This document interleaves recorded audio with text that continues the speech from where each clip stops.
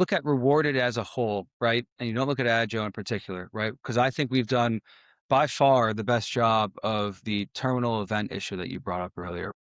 But if you look at rewarded as a whole, and I hear this from so many advertisers, right?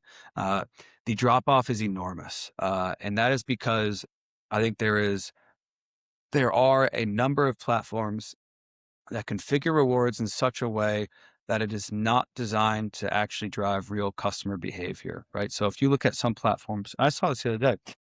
There are platforms out there that, or standalone solutions, right, that offer people, you know, $800 for playing a game.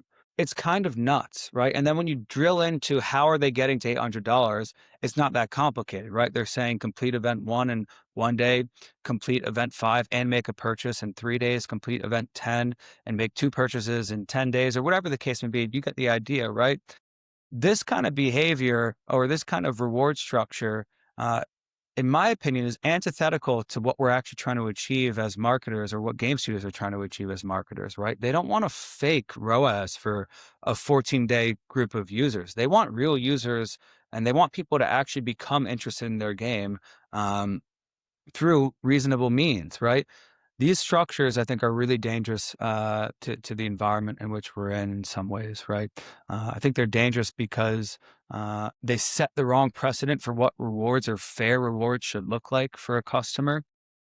They don't really take long-term retention into account at all, and that's what I hear time and time again. Again, advertisers come to us, they say, "Please, please, whatever you do not adopt a model like this because we are seeing the second day 30 hits or day 60 or whatever, these users drop fully off a cliff."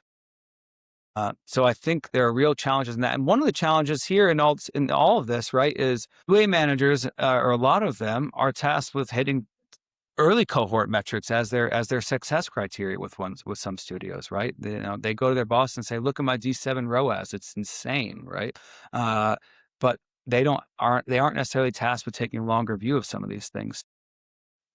All of this is to say, I think one of the biggest risks is falling trap to platforms that are developing reward structures that are built in fantasy worlds that are just not real. Mhm. And they don't cater to an actual population of gamers. They cater to a very specific kind of behavior, which is a grind mentality, play a game and make money and vacate that game immediately upon maximizing the earnings you can get.